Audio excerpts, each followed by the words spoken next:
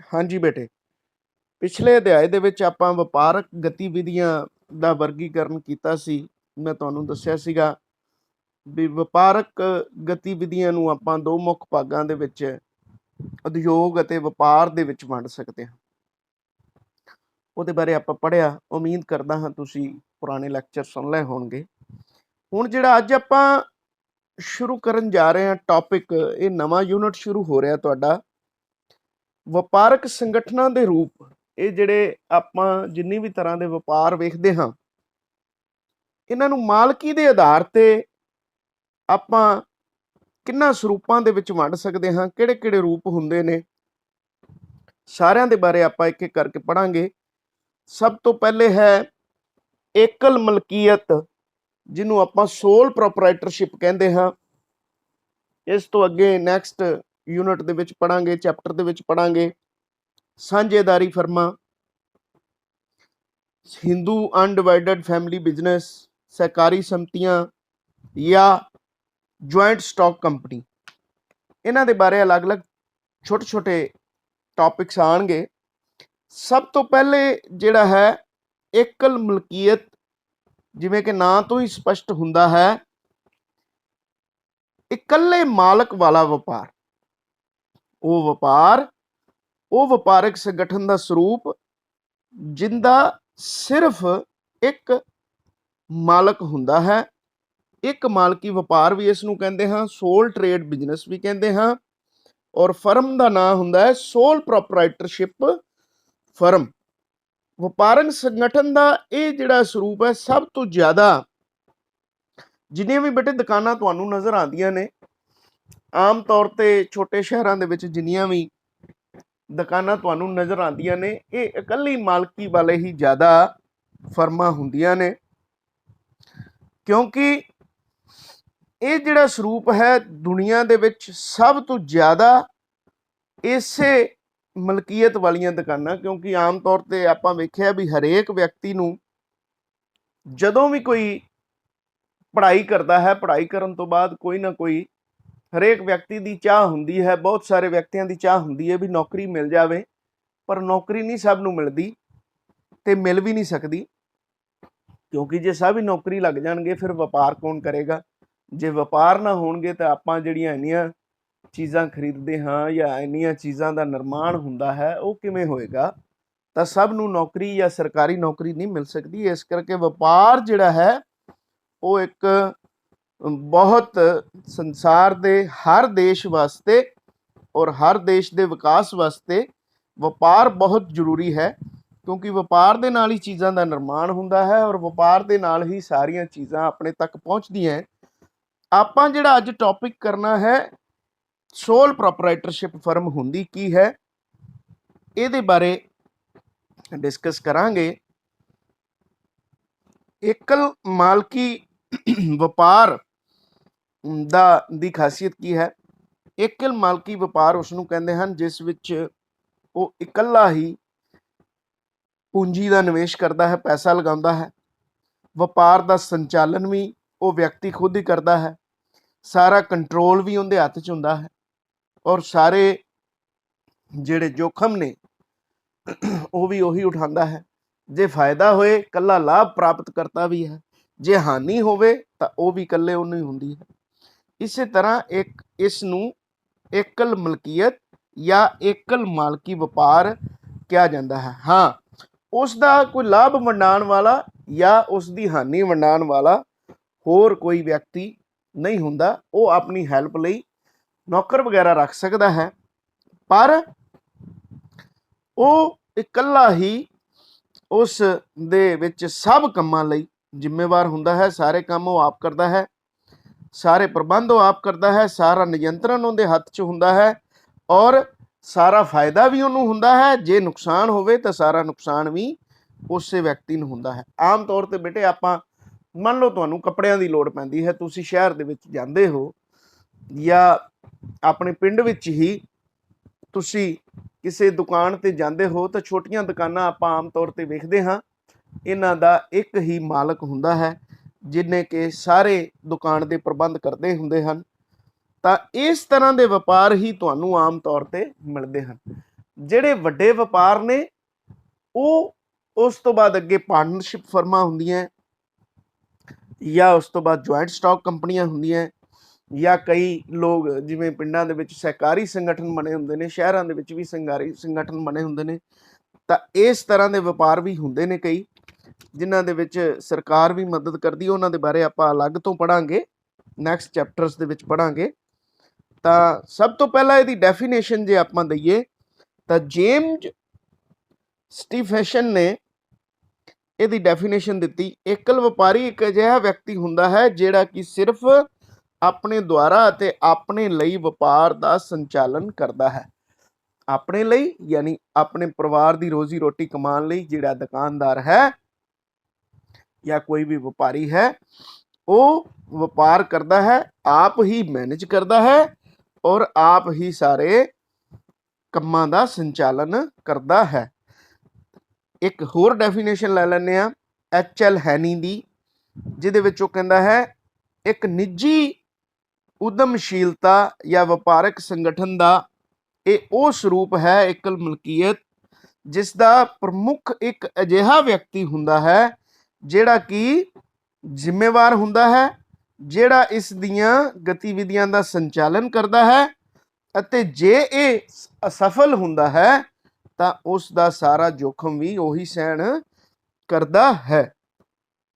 ਹੁਣ ਮੰਨ ਲਓ ਅੱਗੇ ਆਪਾਂ ਆ ਜਾਂਦਾ ਵੀ ਕੀ ਇਹ ਐਸਾ ਵਪਾਰਕ ਅਦਾਰਾ ਹੁੰਦਾ ਹੈ ਜਿਸ ਦੀ ਕਾਨੂੰਨੀ ਸਥਿਤੀ ਕੀ ਹੁੰਦੀ ਹੈ ਕਿ ਜਦੋਂ ਇਹ ਵਪਾਰ ਖੋਲ੍ਹਦੇ ਹਾਂ ਆਪਾਂ, ਜੇ ਮੰਨ ਲਓ ਤੁਸੀਂ ਇਹ ਵਪਾਰ ਖੋਲ੍ਹਣਾ ਚਾਹੁੰਦੇ ਹੋ ਤਾਂ ਕੀ ਇਸ ਨੂੰ ਕਿਵੇਂ ਸ਼ੁਰੂ ਕੀਤਾ ਜਾ ਸਕਦਾ ਹੈ। ਬੜੇ ਹੀ ਸਧਾਰਨ ਨਿਯਮ ਸਰਕਾਰ ਦੁਆਰਾ ਇਹਦੇ ਬਣਾਏ ਗਏ ਹਨ ਜਿਹੜੇ ਕਿ एकल ਮਾਲਕੀ ਵਪਾਰ ਦੇ ਉੱਪਰ ਲਾਗੂ ਹੁੰਦੇ ਹਨ। ਕੋਈ ਵੀ ਨਵਾਂ ਵਪਾਰ ਸ਼ੁਰੂ ਕਰਨ ਤੋਂ ਪਹਿਲਾਂ ਜੇ ਕੋਈ ਖਾਸ ਵਪਾਰ, ਜਿਵੇਂ ਮੰਨ ਲਓ ਤੁਸੀਂ ਇੱਕ ਕੈਮਿਸਟ ਸ਼ਾਪ ਖੋਲ੍ਹਣੀ ਹੈ ਤਾਂ ਉਹਦੇ ਵਾਸਤੇ ਤੁਹਾਨੂੰ ਇੱਕ ਲਾਇਸੈਂਸ ਤੁਹਾਡੇ ਕੋਲੇ ਹੋਣਾ ਚਾਹੀਦਾ ਹੈ, ਜਾਂ ਜਿਵੇਂ ਕੋਈ ਤੁਸੀਂ ਹੋਰ ਐਸੀ ਦੁਕਾਨ ਖੋਲ੍ਹਣੀ ਹੈ ਜਿਹਦੇ ਵਾਸਤੇ ਲਾਇਸੈਂਸ ਦੀ ਲੋੜ ਹੈ ਤਾਂ ਉਹ ਤੁਹਾਨੂੰ ਲੈਣਾ ਪੈਂਦਾ ਹੈ।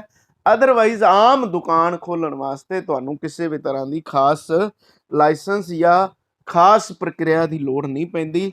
ਤੁਸੀਂ ਬੜੇ ਸਧਾਰਨ ਤੌਰ ਤੇ ਪੈਸੇ ਇਨਵੈਸਟ ਕਰਕੇ ਦੁਕਾਨ ਲੈ ਕੇ ਆਪਦਾ ਵਪਾਰ ਕਰ ਸਕਦੇ ਹੋ। ਬੜੇ ਹੀ ਸਧਾਰਨ ਨਿਯਮ ਹਨ, ਕੋਈ ਵਿਸ਼ੇਸ਼ ਕਾਨੂੰਨ ਦੇ ਤਹਿਤ ਤੁਹਾਨੂੰ ਰਜਿਸਟ੍ਰੇਸ਼ਨ ਕਰਵਾਉਣ ਦੀ ਲੋੜ ਨਹੀਂ ਪੈਂਦੀ, ਜਿਵੇਂ ਕਿ ਪਾਰਟਨਰਸ਼ਿਪ ਫਰਮ ਜਾਂ ਸੰਯੁਕਤ ਸਟਾਕ ਕੰਪਨੀ, ਸੰਯੁਕਤ ਯਾਨੀ ਜੁਆਇੰਟ ਸਟਾਕ ਕੰਪਨੀ ਖੋਲ੍ਹਣੀ ਹੋਵੇ। ਜੇ ਕੋਈ ਕੰਪਨੀ ਬਣਾਉਣੀ ਹੈ ਤਾਂ ਉਹਨਾਂ ਵਾਸਤੇ ਆਪਾਂ ਨੂੰ ਬੜੀ ਤਰ੍ਹਾਂ ਦੇ ਰਜਿਸਟ੍ਰੇਸ਼ਨ ਗਵਰਨਮੈਂਟ ਦੇ ਕੋਲ ਕਰਵਾਉਣੇ ਪੈਂਦੇ ਹਨ। ਤਾਂ ਇਹਦੇ ਵਾਸਤੇ ਕੋਈ ਆਪਾਂ ਨੂੰ ਖਾਸ ਕਾਨੂੰਨੀ ਪ੍ਰਕਿਰਿਆ ਦੇ ਵਿੱਚੋਂ ਨਹੀਂ ਗੁਜ਼ਰਨਾ ਪੈਂਦਾ। ਇੱਕ ਖਾਸ ਗੱਲ ਇੱਥੇ ਬੇਟੇ ਇਹ ਧਿਆਨ ਰੱਖਣ ਯੋਗ ਹੈ ਕਿ ਜਿਹੜਾ ਸੋਲ ਪ੍ਰੋਪਰਾਈਟਰਸ਼ਿਪ ਫਰਮ ਹੈ, ਜਿਵੇਂ ਆਮ ਤੌਰ ਤੇ ਤੁਹਾਨੂੰ ਅਕਾਊਂਟਸ ਜਦੋਂ ਤੁਸੀਂ ਪੜ੍ਹਦੇ ਹੋ ਤਾਂ ਤੁਹਾਨੂੰ ਇੱਕ ਗੱਲ ਦੱਸੀ ਜਾਂਦੀ ਹੈ ਕਿ ਵਪਾਰ ਤੇ ਵਪਾਰੀ ਅਲੱਗ ਹੁੰਦਾ ਹੈ। ਵਪਾਰ ਤੇ ਵਪਾਰੀ ਜਿਹੜੀ ਸੋਲ ਪ੍ਰੋਪਰਾਈਟਰ ਫਰਮ ਹੈ, ਸੋਲ ਪ੍ਰੋਪਰਾਈਟਰਸ਼ਿਪ ਫਰਮ ਹੁੰਦੀ ਹੈ, ਉਹਦੇ ਵਿੱਚ ਵਪਾਰ ਤੇ ਵਪਾਰੀ ਨੂੰ ਅਲੱਗ ਨਹੀਂ ਗਿਣਿਆ ਜਾਂਦਾ। ਵਪਾਰ ਤੇ ਵਪਾਰੀ ਇੱਕੋ ਹੀ ਹੁੰਦਾ ਹੈ, ਉਹਨੂੰ ਇਕੱਠਿਆਂ ਹੀ ਗਿਣਿਆ ਜਾਂਦਾ ਹੈ। ਮੰਨ ਲਓ ਵਪਾਰ ਦੇ ਵਿੱਚ ਹਾਨੀ ਹੋ ਜਾਂਦੀ ਹੈ ਤਾਂ ਵਪਾਰੀ ਨੂੰ ਉਹ ਹਾਨੀ ਆਪਣੀ ਨਿੱਜੀ ਦੇ ਜਾਇਦਾਦ ਨੂੰ ਵੀ ਵੇਚ ਕੇ ਚੁਕਾਉਣੀ ਪੈਂਦੀ ਹੈ, ਯਾਨੀ ਉਹ ਆਪਣੀ ਪੂਰੀ ਲਾਇਬਿਲਟੀ ਦਾ, ਜਿਹਨੂੰ ਆਪਾਂ ਕਹਿੰਦੇ ਆ, ਇਹਦੇ ਵਿੱਚ ਅਨਲਿਮਿਟਿਡ ਲਾਇਬਿਲਟੀ ਹੁੰਦੀ ਹੈ। ਸਾਰੀ ਜੋ ਵੀ ਉਹਦੇ ਤੇ ਲਾਇਬਿਲਟੀ ਆਉਂਦੀ ਹੈ, ਜੇ ਕੋਈ ਕਰਜ਼ਾ ਲੈਂਦਾ ਹੈ ਉਹ ਕਰਜ਼ਾ ਦੇਣ ਤੋਂ ਅਸਮਰਥ ਹੈ ਤਾਂ ਉਹਦੀਆਂ ਨਿੱਜੀ ਸੰਪਤੀਆਂ ਵੇਚ ਕੇ ਵੀ ਉਸ ਨੂੰ ਉਸ ਕਰਜ਼ੇ ਨੂੰ ਚੁਕਾਉਣਾ ਪੈਂਦਾ ਹੈ। ਇਸ ਸੋਲ ਪ੍ਰੋਪਰਾਈਟਰਸ਼ਿਪ ਫਰਮ ਦੇ ਵਿੱਚ ਹਮੇਸ਼ਾ ਅਨਲਿਮਿਟਿਡ ਲਾਇਬਿਲਟੀ ਹੁੰਦੀ ਹੈ, ਯਾਨੀ ਕਾਨੂੰਨੀ ਦ੍ਰਿਸ਼ਟੀਕੋਣ ਤੋਂ एकल ਵਪਾਰੀ ਅਤੇ ਉਸ ਦਾ ਵਪਾਰ, ਇਹ ਤੁਸੀਂ ਖਾਸ ਖਿਆਲ ਰੱਖਣਾ ਹੈ, ਅਲੱਗ ਹੋਂਦ ਨਹੀਂ ਰੱਖਦੇ, ਦੋਵੇਂ ਇੱਕ ਦੂਜੇ ਦੇ ਪੂਰਕ ਹਨ। ਇਸ ਤੋਂ ਬਾਅਦ ਹੈ ਜੇ ਵਪਾਰੀ ਦੀ ਮੌਤ ਵੀ ਹੋ ਜਾਂਦੀ ਹੈ ਤਾਂ ਉਸ ਦਾ ਵਪਾਰ ਬੰਦ ਵੀ ਹੋ ਜਾਂਦਾ ਹੈ ਇਹਦੇ ਵਿੱਚ, ਕਿਉਂਕਿ ਵੇਖੋ ਵਪਾਰੀ ਤੇ ਹੀ ਸਾਰਾ ਕੁਝ ਡਿਪੈਂਡ ਸੀ। ਜੇ ਉਹ ਦੁਕਾਨਦਾਰ ਮੰਨ ਲਓ ਉਹਦੀ ਡੈਥ ਹੋ ਜਾਂਦੀ ਹੈ ਤਾਂ ਵਪਾਰ ਜਿਹੜਾ ਹੈ ਬੰਦ ਹੋ ਜਾਂਦਾ ਹੈ। ਆਮ ਤੌਰ ਤੇ ਜਿਹੜਾ ਬੱਚਿਆਂ ਨੂੰ ਪ੍ਰਸ਼ਨ ਪੁੱਛਿਆ ਜਾਂਦਾ ਹੈ ਇਹਦੇ ਵਿੱਚ ਤੁਹਾਨੂੰ ਇਹ ਪੁੱਛ ਲਿਆ ਜਾਂਦਾ ਹੈ ਕਿ ਇਸ ਤਰ੍ਹਾਂ ਦੇ ਵਪਾਰ ਦੀਆਂ ਵਿਸ਼ੇਸ਼ਤਾਵਾਂ ਕੀ ਹਨ, ਇਸ ਦੇ ਫਾਇਦੇ ਕੀ ਹਨ, ਇਸ ਦੇ ਨੁਕਸਾਨ ਕੀ ਹਨ, ਜਾਂ ਕਿੰਨਾਂ ਪ੍ਰਸਥਿਤੀਆਂ ਦੇ ਵਿੱਚ ਆਪਾਂ ਨੂੰ ਜਿਹੜਾ ਹੈ ਉਹ ਸੋਲ ਪ੍ਰੋਪਰਾਈਟਰਸ਼ਿਪ ਫਰਮ ਖੋਲ੍ਹਣੀ ਚਾਹੀਦੀ ਹੈ, ਇਹਦੇ ਬਾਰੇ ਆਪਾਂ ਥੋੜ੍ਹਾ ਕਰਾਂਗੇ। ਤਾਂ ਵਿਸ਼ੇਸ਼ਤਾਵਾਂ ਕੀ ਨੇ? ਵੇਖੋ, ਇਹਦੀ ਖਾਸੀਅਤ ਇਹ ਹੈ ਵੀ ਇਹ ਨਿੱਜੀ ਮਲਕੀਅਤ ਹੁੰਦੀ ਹੈ। ਇਸ ਤਰ੍ਹਾਂ ਦਾ ਜਿਹੜਾ ਵਪਾਰ ਹੈ ਉਹ ਵਪਾਰ ਦਾ ਮਾਲਕ ਵਿਅਕਤੀ ਖੁਦ ਹੀ ਹੁੰਦਾ ਹੈ, ਸਾਰਾ ਨਿਵੇਸ਼ ਉਸ ਦੁਆਰਾ ਹੀ ਕੀਤਾ ਜਾਂਦਾ ਹੈ। ਹਾਂ, ਲੋੜ ਪੈਣ ਤੇ ਉਹ ਆਪਣੇ ਮਿੱਤਰਾਂ ਤੋਂ ਉਧਾਰ ਲੈ ਸਕਦਾ ਹੈ, ਬੈਂਕਾਂ ਤੋਂ ਉਧਾਰ ਲੈ ਸਕਦਾ, ਕਿਸੇ ਤੋਂ ਵੀ ਉਧਾਰ ਲੈ ਸਕਦਾ ਹੈ, ਪਰ ਮਾਲਕ ਉਹ ਖੁਦ ਹੀ ਰਹਿੰਦਾ ਹੈ। ਦੂਜਾ, ਇਹਦੀ ਕੀ ਖਾਸੀਅਤ ਹੈ? ਇਹਦੇ ਵਿੱਚ ਲਾਇਬਿਲਿਟੀ ਜਿਹੜੀ ਹੈ ਉਹ ਅਨਲਿਮਟਿਡ ਹੁੰਦੀ ਹੈ। ਲਾਇਬਿਲਿਟੀ ਅਨਲਿਮਟਿਡ ਹੈ, ਮਤਲਬ ਜੇ ਵਪਾਰ ਦੇ ਵਿੱਚ ਉਹਨੂੰ ਹਾਨੀ ਹੁੰਦੀ ਹੈ ਤਾਂ ਉਹਨੂੰ ਆਪਣੇ ਨਿੱਜੀ ਐਸੈਟਸ ਜਿਹੜੇ ਕਿ ਉਹਦੇ ਖੁਦ ਦੇ ਨਾਮ ਤੇ ਹੋਰ ਵੀ, ਜਿਵੇਂ ਮਕਾਨ ਹੈ ਜਾਂ ਹੋਰ ਕੋਈ ਦੁਕਾਨ ਹੈ ਜਾਂ ਉਹਦੇ ਕੋਲੇ ਪੈਸੇ ਨੇ, ਉਸ ਨਿੱਜੀ ਹਾਨੀ ਦੀ ਪੂਰਤੀ ਲਈ ਉਹਨੂੰ ਆਪਣੀ ਨਿੱਜੀ ਐਸੈਟਸ ਨੂੰ ਵੀ ਵੇਚਣਾ ਪੈ ਸਕਦਾ ਹੈ, ਕਿਉਂਕਿ ਵਪਾਰ ਤੇ ਵਪਾਰੀ ਨੂੰ ਇਕੱਠੇ ਹੀ ਗਿਣਿਆ ਜਾਂਦਾ ਹੈ, ਅਲੱਗ-ਅਲੱਗ ਨਹੀਂ ਗਿਣਿਆ ਜਾਂਦਾ।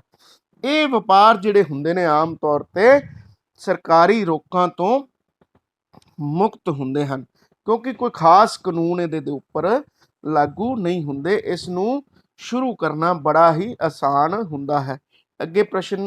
ਅੱਗੇ ਪੁਆਇੰਟ ਹੈ ਵੱਖਰੀ ਹੋਂਦ ਨਹੀਂ। ਇਹ ਮੈਂ ਤੁਹਾਨੂੰ ਅੱਗੇ ਵੀ ਦੱਸਿਆ ਹੈ, ਵਪਾਰ ਤੇ ਵਪਾਰੀ ਦੀ ਕਾਨੂੰਨੀ ਦ੍ਰਿਸ਼ਟੀਕੋਣ ਤੋਂ, ਕਾਨੂੰਨ ਦੀ ਨਜ਼ਰ ਵਿੱਚ ਕੋਈ ਅਲੱਗ ਹੋਂਦ ਨਹੀਂ ਹੁੰਦੀ, ਦੋਨਾਂ ਨੂੰ ਇੱਕੋ ਹੀ ਗਿਣਿਆ ਜਾਂਦਾ ਹੈ। ਪੂੰਜੀ ਦਾ ਯੋਗਦਾਨ, ਇਸ ਦੇ ਵਿੱਚ ਸੰਪੂਰਨ ਪੂੰਜੀ ਮਾਲਕ ਦੁਆਰਾ ਹੀ ਲਗਾਈ ਜਾਂਦੀ ਹੈ। ਜੋਖਮ ਪੂਰੇ ਦਾ ਪੂਰਾ ਹੀ ਮਾਲਕ ਦਾ ਹੁੰਦਾ ਹੈ। ਇਸ ਦੇ ਵਿੱਚ ਜੇ ਕੋਈ ਹਾਨੀ ਹੁੰਦੀ ਹੈ ਤਾਂ ਸਾਰਾ ਜੋਖਮ ਉਸ ਵਿਅਕਤੀ ਨੂੰ ਹੀ ਸਹਿਣ ਕਰਨਾ ਪੈਂਦਾ ਹੈ, ਜਿਸ ਦਾ ਕਿ ਉਹ ਵਪਾਰ ਹੁੰਦਾ ਹੈ। ਸਟੇਬਿਲਿਟੀ, ਇਸ ਵਪਾਰ ਦੇ ਵਿੱਚ ਸਟੇਬਿਲਿਟੀ ਹੁੰਦੀ ਹੈ, ਕਿਉਂਕਿ ਸਾਰੀ ਉਮਰ ਉਹ ਉਸ ਦੇ ਜੀਵਨ ਕਾਲ ਦੇ ਵਿੱਚ ਸਾਰੀ ਉਮਰ ਉਹ ਕੰਮ ਕਰਦਾ ਰਹਿੰਦਾ ਹੈ, ਪਰ ਹਾਂ, ਉਸ ਦੀ ਮੌਤ ਹੋ ਜਾਣ ਉਪਰੰਤ ਉਸ ਦੇ ਪਰਿਵਾਰ ਦੇ ਕੋਲੇ ਜਾਂ ਉਸ ਦੇ ਪੁੱਤਰਾਂ ਦੇ ਹੱਥਾਂ ਵਿੱਚ ਇਹ ਵਪਾਰ ਚਲਾ ਜਾਂਦਾ ਹੈ ਔਰ ਉਹ ਕੰਮ ਨਿਰੰਤਰ ਜਾਰੀ ਰਹਿੰਦਾ ਹੈ। ਹੋਰ ਇਸ ਦੀ ਕੀ ਖਾਸੀਅਤ ਹੈ? ਇਸ ਦਾ ਕਾਰਜ ਖੇਤਰ ਬੜਾ ਸੀਮਿਤ ਹੈ। ਇਸ ਦਾ ਕਾਰਜ ਖੇਤਰ ਸੀਮਿਤ ਦਾ ਮਤਲਬ ਇਹ ਹੈ ਵੀ ਇਹ ਬਹੁਤ ਜ਼ਿਆਦਾ ਵੱਡੇ ਲੈਵਲ ਤੇ, ਜਿਵੇਂ ਵੱਡੀਆਂ ਕੰਪਨੀਆਂ ਹੁੰਦੀਆਂ ਹੈ, ਤਾਂ ਉਸ ਤਰ੍ਹਾਂ ਦਾ ਇਹ ਵੱਡਾ ਵਪਾਰ ਨਹੀਂ ਹੁੰਦਾ।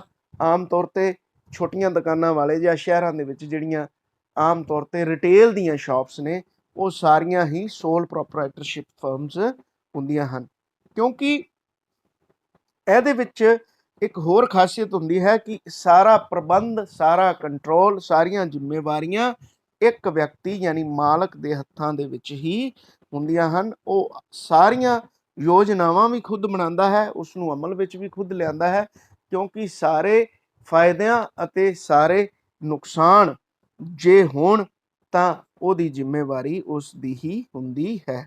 ਹੁਣ ਗੱਲ ਆ ਗਈ, ਜੇ ਇਸ ਤਰ੍ਹਾਂ ਦੀ ਆਪਾਂ ਕੋਈ ਦੁਕਾਨ ਜਾਂ ਕੋਈ ਫਰਮ ਖੋਲ੍ਹਦੇ ਹਾਂ ਤੇ ਉਹਦੇ ਆਪਾਂ ਨੂੰ ਫਾਇਦੇ ਕੀ ਹਨ ਤੇ ਨੁਕਸਾਨ ਕੀ ਹਨ? ਵੇਖੋ, ਹਰ ਤਰ੍ਹਾਂ ਦੇ ਵਪਾਰ ਦੇ ਕੁਝ ਫਾਇਦੇ ਹੁੰਦੇ ਹਨ, ਕੁਝ ਨੁਕਸਾਨ ਹੁੰਦੇ ਹਨ। ਫਾਇਦੇ ਕੀ ਨੇ? ਸਥਾਪਨਾ ਕਰਨੀ ਬਹੁਤ ਆਸਾਨ ਹੈ। ਜਦੋਂ ਤੁਸੀਂ ਥੋੜ੍ਹੇ ਬਹੁਤ ਪੈਸੇ ਇਕੱਠੇ ਕੀਤੇ ਤਾਂ ਤੁਸੀਂ ਆਦਾ ਕੋਈ ਵੀ ਵਪਾਰ ਕਰ ਸਕਦੇ ਹੋ। ਪਿੰਡਾਂ ਦੇ ਵਿੱਚ ਜਿੰਨੀਆਂ ਵੀ ਆਮ ਤੌਰ ਤੇ ਦੁਕਾਨਾਂ ਹੁੰਦੀਆਂ ਨੇ, ਇਹ ਸੋਲ ਪ੍ਰੋਪਰਾਈਟਰਸ਼ਿਪ ਫਰਮ ਹੁੰਦੀਆਂ ਨੇ, ਭਾਵੇਂ ਚਲੋ ਰਜਿਸਟਰ ਕਰਵਾਈਆਂ ਹੋਣ ਜਾਂ ਨਾ ਕਰਵਾਈਆਂ ਹੋਣ, ਪਰ ਇਹ ਸੋਲ, ਕਿਉਂਕਿ ਇਕੱਲੀ ਮਾਲਕੀ ਵਾਲੀਆਂ ਹੁੰਦੀਆਂ ਨੇ, ਇਸ ਕਰਕੇ ਇਹ ਸਾਰੀਆਂ ਲਗਭਗ ਸੋਲ ਪ੍ਰੋਪਰਾਈਟਰਸ਼ਿਪ ਫਰਮਸ ਹੀ ਹੁੰਦੀਆਂ ਨੇ। ਸ਼ਹਿਰਾਂ ਦੇ ਵਿੱਚ ਵੀ ਸੋਲ ਪ੍ਰੋਪਰਾਈਟਰਸ਼ਿਪ ਫਰਮਸ ਹੀ ਜ਼ਿਆਦਾ ਹੁੰਦੀਆਂ ਹਨ। ਨੈਕਸਟ ਹੈ ਫਾਇਦਾ ਕੀ ਹੈ? ਪਹਿਲਾ ਹੋ ਗਿਆ ਸਥਾਪਨਾ ਕਰਨੀ ਆਸਾਨ ਹੈ। ਦੂਜਾ ਕੀ ਹੈ? ਫੈਸਲਾ ਲੈਣ ਵਿੱਚ ਬੜਾ ਕੁਇਕ ਡਿਸੀਜਨ ਲੈ ਸਕਦੇ ਹੋ। ਮੰਨ ਲਓ ਫਾਰ ਐਗਜ਼ਾਮਪਲ ਤੁਸੀਂ ਇੱਕ ਡਿਸੀਜਨ ਲੈਂਦੇ ਹੋ ਵੀ ਮੈਂ ਆਪਣੀ ਦੁਕਾਨ ਦੇ ਵਿੱਚ 2 AC ਲਵਾਉਣੇ ਨੇ, ਤਾਂ 2 AC ਲਵਾਉਣੇ ਨੇ, ਤੁਹਾਡੇ ਕੋਲੇ ਪੈਸੇ ਨੇ, ਤੁਸੀਂ ਪੈਸੇ ਦੇਣੇ ਨੇ, ਔਰ ਪੈਸੇ ਦੇਣ ਤੋਂ ਬਾਅਦ ਤੁਸੀਂ AC ਲਗਵਾ ਸਕਦੇ ਹੋ। ਤੁਹਾਨੂੰ ਕਿਸੇ ਨੂੰ ਪੁੱਛਣ ਦੀ ਲੋੜ ਨਹੀਂ। ਜੇ ਤੁਹਾਡੀ ਲੋੜ ਹੈ ਕਿਸੇ ਚੀਜ਼ ਦੀ ਤਾਂ ਤੁਸੀਂ ਖੁਦ ਹੀ ਉਹਦੇ ਮਾਲਕ ਹੋ, ਤੁਹਾਨੂੰ ਫੈਸਲਾ ਲੈਣਾ ਬੜਾ ਆਸਾਨ ਹੈ। ਉਸ ਤੋਂ ਬਾਅਦ ਇੱਕ ਹੋਰ ਪੁਆਇੰਟ ਆ ਗਿਆ, ਉਪਭੋਗਤਾਵਾਂ ਨਾਲ ਸਿੱਧਾ ਸੰਬੰਧ। ਕਿਉਂਕਿ ਵੇਖੋ, ਬਹੁਤ ਸਾਰੇ ਐਸੇ ਬਿਜ਼ਨਸ ਨੇ ਜਿਨ੍ਹਾਂ ਦੇ ਵਿੱਚ ਜਿਹੜੇ ਗ੍ਰਾਹਕ ਨੇ ਉਹ ਨਜ਼ਰ ਹੀ ਨਹੀਂ ਆਉਂਦੇ, ਖਾਸ ਕਰਕੇ ਆਨਲਾਈਨ ਜਿਵੇਂ ਬਿਜ਼ਨਸ ਨੇ, ਉਹਦੇ ਵਿੱਚ ਵੇਚਣ ਵਾਲੇ ਨੂੰ ਖਰੀਦਦਾਰ ਨਜ਼ਰ ਨਹੀਂ ਆਉਂਦੇ। ਪਰ ਇਹਨਾਂ ਦੁਕਾਨਾਂ ਦੇ ਵਿੱਚ, ਇਸ ਤਰ੍ਹਾਂ ਦੀਆਂ ਫਰਮਾਂ ਦੇ ਵਿੱਚ ਗ੍ਰਾਹਕਾਂ ਦਾ ਵਪਾਰੀ ਦੇ ਨਾਲ, ਕਿਉਂਕਿ ਇਹ ਵਪਾਰ ਛੋਟੇ ਪੱਧਰ ਤੇ ਹੁੰਦੇ ਹਨ, ਇਸ ਕਰਕੇ ਗ੍ਰਾਹਕਾਂ ਦੇ ਨਾਲ ਸਿੱਧਾ ਸੰਬੰਧ ਹੁੰਦਾ ਹੈ ਔਰ ਕਈ ਵਾਰ ਤਾਂ ਇਹ ਪੀੜ੍ਹੀ ਦਰ ਪੀੜ੍ਹੀ ਵੀ ਚੱਲਦਾ ਹੈ। ਉਸ ਤੋਂ ਬਾਅਦ ਸਰਕਾਰੀ ਨਿਯਮ ਕੋ ਖਾਸ ਕਾਨੂੰਨ ਇਹਦੇ ਤੇ ਲਾਗੂ ਨਹੀਂ ਹੁੰਦੇ। ਸਿੰਪਲੀ ਸੇਲਸ ਟੈਕਸ ਐਕਟ ਜਾਂ ਕੰਟੈਕਟ ਐਕਟ ਜਾਂ ਲੇਬਰ ਲਾਜ਼ ਇਹਦੇ ਤੇ ਲਾਗੂ ਹੁੰਦੇ ਹਨ। ਵੈਸੇ ਕੋਈ ਖਾਸ ਸਰਕਾਰੀ ਕਾਨੂੰਨ ਲਾਗੂ ਨਹੀਂ ਹੁੰਦੇ। ਹਾਂ, ਬੱਚਿਆਂ ਦੇ ਦਿਮਾਗ 'ਚ ਇਹ ਆਉਂਦਾ ਹੈ ਵੀ ਇਹ ਫਰਮ ਆਪਾਂ ਨੂੰ ਬਣਾਉਣੀ ਕਿਉਂ ਪੈਂਦੀ ਹੈ। ਬੇਟੇ, ਕੋਈ ਵੀ ਤੁਸੀਂ ਚੀਜ਼ ਸੇਲ ਕਰਦੇ ਹੋ ਤਾਂ ਗਵਰਨਮੈਂਟ ਨੂੰ ਆਪਾਂ ਨੂੰ ਉਹਦੇ ਉੱਪਰ ਟੈਕਸ ਦੇਣਾ ਹੁੰਦਾ ਹੈ। ਜਿਵੇਂ ਤੁਸੀਂ ਆਪਾਂ ਕੋਈ ਵੀ ਚੀਜ਼ਾਂ ਖਰੀਦਦੇ ਹਾਂ ਤਾਂ ਗਵਰਨਮੈਂਟ ਉਹਦੇ ਉੱਪਰ ਹਰ ਚੀਜ਼ ਦੇ ਉੱਪਰ ਇੱਕ ਸੇਲਸ ਟੈਕਸ, ਜਿਹਨੂੰ ਅੱਜ ਕੱਲ੍ਹ ਆਪਾਂ GST ਕਹਿੰਦੇ ਹਾਂ, ਤਾਂ GST ਜਿਹੜਾ ਹੈ ਇਹ ਆਪਣੇ ਤੋਂ ਇਕੱਠਾ ਕਰਦੇ ਹਨ ਔਰ GST ਮਤਲਬ ਜੋ ਆਪਾਂ ਕੋਈ ਵੀ ਮਾਲ ਖਰੀਦਦੇ ਹਾਂ ਉਹਦੇ ਤੇ ਜਿਹੜਾ GST ਹੁੰਦਾ ਹੈ ਤਾਂ ਉਹ GST ਇਹਨਾਂ ਨੇ ਸਰਕਾਰ ਦੇ ਕੋਲੇ ਟੈਕਸ ਦੇ ਰੂਪ ਵਿੱਚ ਜਮ੍ਹਾਂ ਕਰਵਾਉਣਾ ਹੁੰਦਾ ਹੈ। ਇਸ ਕਰਕੇ ਫਰਮ ਦਾ ਨਾਂ ਰੱਖਣਾ ਪੈਂਦਾ ਹੈ, ਫਰਮ ਖੋਲ੍ਹਣੀ ਪੈਂਦੀ ਹੈ, ਕਿਉਂਕਿ ਇਹ ਦੁਕਾਨਾਂ ਦੇ ਰਾਹੀਂ ਇਕੱਠਾ ਕੀਤਾ ਹੋਇਆ ਟੈਕਸ ਹੀ ਸਰਕਾਰ ਦੇ ਕੋਲੇ ਪਹੁੰਚਦਾ ਹੈ। ਹੋਰ ਕੀ ਫਾਇਦਾ ਹੈ? ਵਧੀਆ ਕੰਟਰੋਲ, ਕਿਉਂਕਿ ਮਾਲਕ ਇੱਕੋ ਹੁੰਦਾ ਹੈ, ਇਸ ਕਰਕੇ ਉਹ ਆਪਣੇ ਹਿਸਾਬ ਨਾਲ ਜਿਸ ਤਰ੍ਹਾਂ ਚਾਹੇ ਇਹਨੂੰ ਮੈਨੇਜ ਕਰ ਸਕਦਾ ਹੈ। ਸੀਕ੍ਰੇਸੀ ਇਹਦੇ ਵਿੱਚ ਰਹਿੰਦੀ ਹੈ। ਨੈਕਸਟ ਪੁਆਇੰਟ ਹੈ ਸੀਕ੍ਰੇਸੀ ਜਾਂ ਗੁਪਤਾ, ਕਿਉਂਕਿ ਉਹ ਤਾਂ ਰਹਿਣੀ ਹੈ। ਜਦੋਂ ਤੁਸੀਂ ਮਾਲ ਲਿਆਣਾ ਹੈ, ਮੈਂ ਕਿੰਨੇ ਦਾ ਮਾਲ ਲਿਆਂਦਾ ਹੈ, ਕਿਹੜੀ ਚੀਜ਼ ਮੈਨੂੰ ਕਿੰਨੇ ਦੀ ਆਈ ਹੈ ਔਰ ਉਹ ਮੈਂ ਕਿੰਨੇ ਦੀ ਵੇਚਣੀ ਹੈ, ਹਰ ਤਰ੍ਹਾਂ ਦੀ ਸੀਕ੍ਰੇਸੀ, ਮੈਂ ਕਿਹੜੇ ਵਿਅਕਤੀ ਨੂੰ ਕਿੰਨੇ ਪੈਸੇ ਦੇਣੇ ਹਨ, ਕਿੰਨੇ ਉਹਦੇ ਤੋਂ ਲੈਣੇ ਹਨ, ਹਰ ਚੀਜ਼ ਦੀ ਸੀਕ੍ਰੇਸੀ ਸਿਰਫ ਮੈਨੂੰ ਪਤਾ ਹੈ, ਮੈਨੂੰ ਯਾਨੀ ਮਾਲਕ ਨੂੰ ਪਤਾ ਹੈ। ਤਾਂ ਹਰ ਤਰ੍ਹਾਂ ਦੀ ਸੀਕ੍ਰੇਸੀ ਇਹਦੇ ਵਿੱਚ ਰਹਿੰਦੀ ਹੈ, ਕਿਸੇ ਨੂੰ ਕੁਝ ਦੱਸਣ ਦੀ ਲੋੜ ਨਹੀਂ ਪੈਂਦੀ, ਕਿਉਂਕਿ ਉਹ ਵਿਅਕਤੀ ਖੁਦ ਹੀ ਮਾਲਕ ਹੁੰਦਾ ਹੈ। ਸਰਕਾਰ ਇਸ ਤਰ੍ਹਾਂ ਦੀਆਂ ਸੋਲ ਪ੍ਰੋਪਰਾਈਟਰਸ਼ਿਪ ਫਰਮਾਂ ਨੂੰ ਬੜੀ ਉਤਸ਼ਾਹਿਤ ਕਰਦੀ ਹੈ ਔਰ ਕਰਜ਼ੇ ਵਗੈਰਾ ਦੀ ਸਹੂਲਤ ਵੀ ਸਰਕਾਰ ਤੋਂ ਬੜੀ ਆਸਾਨੀ ਨਾਲ ਮਿਲ ਜਾਂਦੀ ਹੈ। ਹੁਣ ਅੱਗੇ ਬੇਟੇ ਆ ਗਿਆ ਨੈਕਸਟ ਪੁਆਇੰਟ, ਤੁਸੀਂ ਇਹ ਵੀ ਲੈ ਸਕਦੇ ਹੋ, ਮੈਨੇਜ ਕਰਨਾ ਬੜਾ ਆਸਾਨ ਹੈ, ਕਿਉਂਕਿ ਵੱਡੇ ਵਪਾਰ ਨਹੀਂ ਹੁੰਦੇ ਹਨ ਤਾਂ ਮੈਨੇਜ ਕਰਨਾ ਬੜਾ ਆਸਾਨ ਹੈ।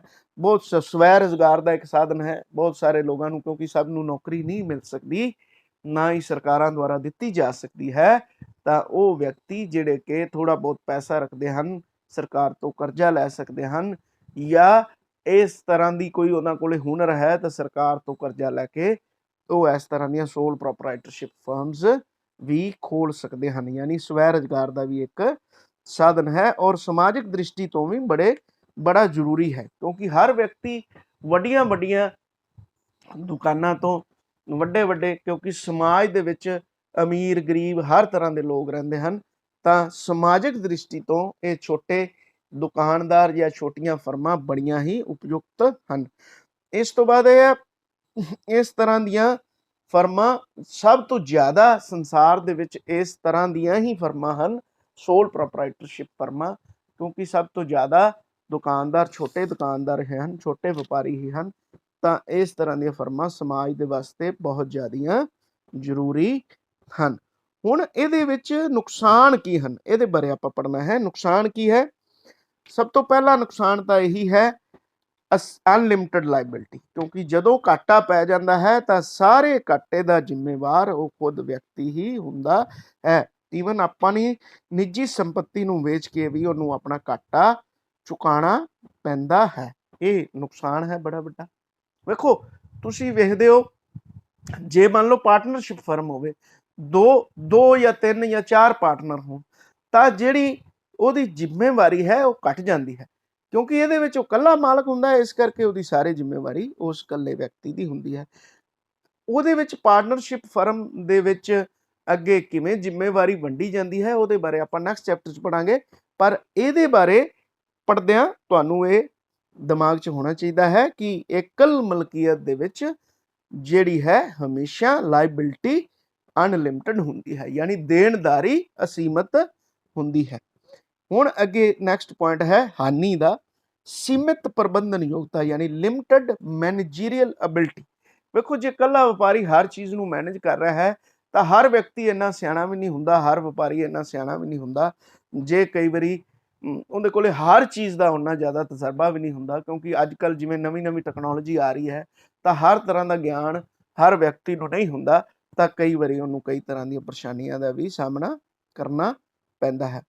ਸੀਮਤ ਸਾਧਨ ਯਾਨੀ ਇਹ ਬਹੁਤ ਜ਼ਿਆਦਾ ਵੱਡੇ ਲੈਵਲ ਤੇ ਨਹੀਂ ਕੀਤਾ ਜਾ ਸਕਦਾ, ਕਿਉਂਕਿ ਸੀਮਤ ਸਾਧਨਾਂ ਦੇ ਨਾਲ ਛੋਟਾ ਕੰਮ ਹੀ ਕੀਤਾ ਜਾ ਸਕਦਾ ਹੈ। ਕੋਈ ਵੱਡੇ ਪੱਧਰ ਦੀਆਂ ਬਚਤਾਂ ਇਹਦੇ ਵਿੱਚ ਨਹੀਂ ਹੁੰਦੀਆਂ, ਯਾਨੀ ਬਹੁਤ ਜ਼ਿਆਦਾ ਜਿੱਡਾ ਕੋਈ ਵਪਾਰ ਹੁੰਦਾ ਹੈ ਉਨੀਆਂ ਕੋਈ ਬਚਤਾਂ ਹੁੰਦੀਆਂ।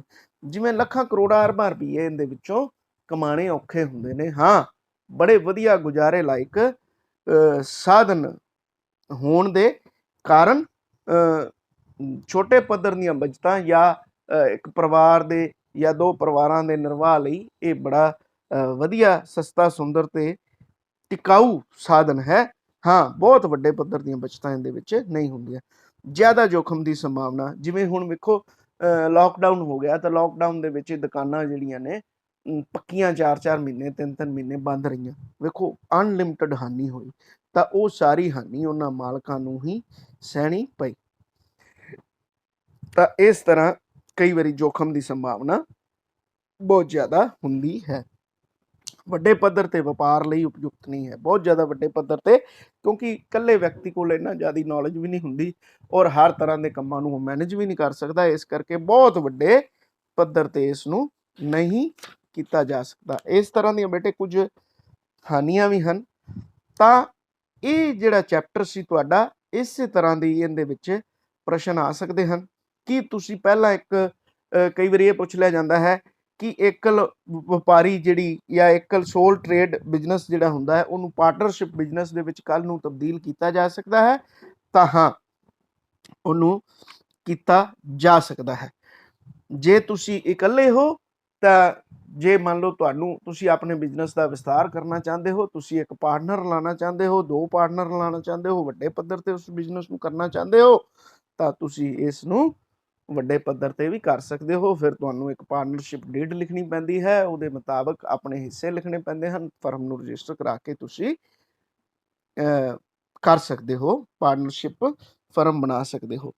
ਕੀ ਇੱਕ ਜਾਂ ਦੋ ਜਾਂ ਤਿੰਨ ਕਰਮਚਾਰੀ ਜਾਂ ਨੌਕਰ ਰੱਖੇ ਜਾ ਸਕਦੇ ਹਨ? ਹਾਂ, ਨੌਕਰ ਰੱਖੇ ਜਾ ਸਕਦੇ ਹਨ ਇਹਦੇ ਵਿੱਚ, ਕਿਉਂਕਿ ਨੌਕਰ ਜਿਹੜਾ ਹੁੰਦਾ ਤੁਹਾਡੇ ਦੁਕਾਨ ਤੇ ਜਾਂ ਤੁਹਾਡੀ ਫਰਮ ਦੇ ਵਿੱਚ ਜਿਹੜਾ ਨੌਕਰ ਹੁੰਦਾ ਹੈ, ਨੌਕਰ ਨੇ ਤਨਖਾਹ ਲੈਣੀ ਹੁੰਦੀ ਹੈ। ਨੌਕਰ ਤੁਹਾਡੇ ਲਾਭ ਜਾਂ ਹਾਨੀ ਦਾ ਹਿੱਸੇਦਾਰ ਨਹੀਂ ਹੁੰਦਾ। ਉਹਨੇ ਕੰਮ ਕਰਨਾ ਹੈ ਔਰ ਕੰਮ ਕਰਨ ਦੇ ਬਦਲੇ ਤੁਸੀਂ ਪੈਸੇ ਉਸ ਨੂੰ ਦੇਣੇ ਹਨ। ਅੱਗੇ ਤੁਸੀਂ ਇਹਦੇ ਵਿੱਚੋਂ ਬੁੱਕ ਦੇ ਵਿੱਚੋਂ ਤੁਸੀਂ ਪੜ੍ਹ ਸਕਦੇ ਹੋ, ਜੇ ਆਪਾਂ ਸੋਲ ਪ੍ਰੋਪਰਾਈਟਰਸ਼ਿਪ ਫਰਮ ਨੂੰ ਪਾਰਟਨਰਸ਼ਿਪ ਫਰਮ ਦੇ ਵਿੱਚ ਰਲਾਉਂਦੇ ਹਾਂ ਤਾਂ ਆਪਾਂ ਨੂੰ ਉਹਦੇ ਕੀ ਫਾਇਦੇ ਹੁੰਦੇ ਹਨ ਜਾਂ ਕੀ ਨੁਕਸਾਨ ਹੁੰਦੇ ਹਨ, ਜਾਂ ਨੌਕਰ ਰੱਖਣ ਦੇ ਕੀ ਫਾਇਦੇ ਹਨ ਜਾਂ ਨੌਕਰ ਰੱਖਣ ਦੇ ਕੀ ਨੁਕਸਾਨ ਹੋ ਸਕਦੇ ਹਨ, ਇਹਦੇ ਬਾਰੇ ਵੀ ਤੁਸੀਂ ਪੜ੍ਹ ਸਕਦੇ ਹੋ। ਤਾਂ ਇਸ ਤਰ੍ਹਾਂ ਦੇ ਬੇਟੇ ਜ਼ਿਆਦਾਤਰ ਪ੍ਰਸ਼ਨ ਪੁੱਛੇ ਜਾਂਦੇ ਹਨ। ਉਮੀਦ ਕਰਦਾ ਹਾਂ ਤੁਸੀਂ ਬੜੇ ਹੀ ਧਿਆਨ ਨਾਲ ਇਸ ਨੂੰ ਕਿਤਾਬ ਤੋਂ ਪੜ੍ਹੋਗੇ ਔਰ ਇਹ ਲੈਕਚਰ ਸੁਣ ਕੇ ਕੰਮ ਚੰਗੀ ਤਰ੍ਹਾਂ ਕਰ ਲਵੋਗੇ। ਬਹੁਤ ਬਹੁਤ ਧੰਨਵਾਦ, ਸ਼ੁਕਰੀਆ।